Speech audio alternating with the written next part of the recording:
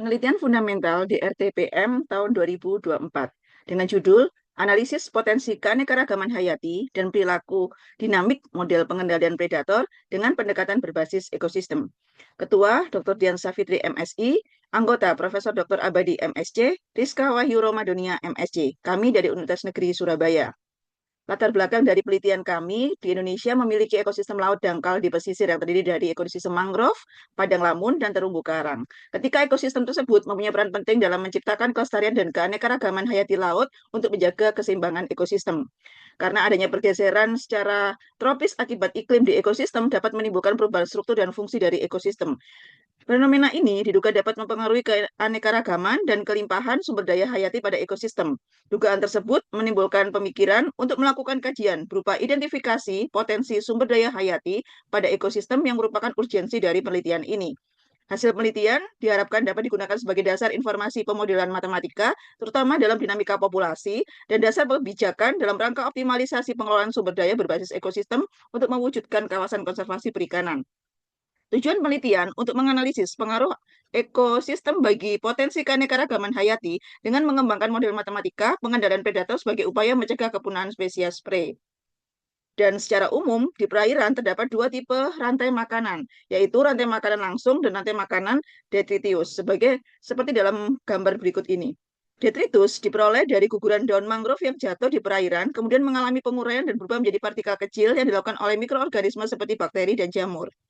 Daun mangrove yang jatuh menjadi detritus dapat menambah kesuburan dari kawasan sehingga menjadikan tempat untuk bertelur, memelihara larva, serta mencari makanan bagi berbagai spesies akuatik, khususnya udang, kepiting, dan ikan. Sehingga kelestarian mangrove merupakan kunci penting dalam memelihara keseimbangan spesies. Dan fenomena alam yang ada di ekosistem mangrove yaitu adanya rantai makanan detritus, detivora, dan predator detivora. Kepiting memiliki peran penting menjadi konsumen primer pemakan daun. Kepiting juga menjaga keseimbangan populasi hewan mangrove lain dengan mengendalikan populasi moluska serta menjaga keseimbangan rantai makanan ekosistem mangrove. Dengan pelindungan kepiting, maka menjadi konsep keterbaruan penelitian ini, yaitu mengkonstruksi model pengendalian predator detrivora berdasarkan dari fenomena alam, asumsi, perilaku, dan karakteristik antar spesies, dan upaya melindungi kepunahan dari spesies prey, yaitu detrivora.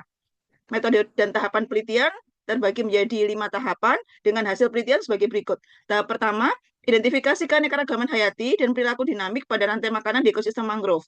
Berdasarkan rantai makanan detritus, detivora, dan predator detivora, maka dikonstruksi model ekologi yang menghasilkan dua model. Model yang pertama yaitu detritus, detivora, dan predator detivora dengan pelindungan pada detritus dan detivora. Model yang kedua yaitu memperhatikan pemanenan pada detivora dan predator detivora. Dari model konstruksi tadi, dilakukan tahap ketiga dan keempat, yaitu menganalisis secara dinamik dan simulasi numerik, serta dihasilkan bifurkasi dengan tahapan yang pertama, penentuan titik keseimbangan, kedua, analisis kestabilan lokal, kemudian simulasi numerik, dan terakhir adalah melakukan kontinuasi numerik.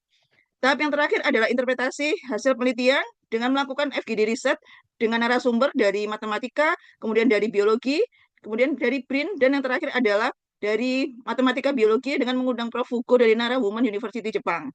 Sebagai tahap FGD riset, ada beberapa kegiatan telah dilakukan seperti pada gambar berikut. Dan luaran yang dihasilkan, model yang pertama yaitu The Dynamic Analysis in the Detritus Food Chain with Refuge of the Tree Forest, dipresentasikan di SIMOMED Conference Internasional dan accepted di Communication in Mathematical Biology and Neuroscience. Model yang kedua telah submit di International Journal of Differential Equation of Application. Sebagai luaran tambahan, dihasilkan buku yang telah ber-ISBN dengan judul Model Ekologi dengan Pendekatan Ekosistem, Analisis Dinamik dan Simulasi Numeriknya. Luaran tambahan kedua adalah artikel yang telah publish di Jurnal Nasional JJBM Sinta 2 terindeks Scopus, yaitu mahasiswa bimbingan dengan nama Anissa Salsabila, dengan judul Dynamical Analysis of Howling Tanner Prey Predator Model with Ad Food in Second Level Predators.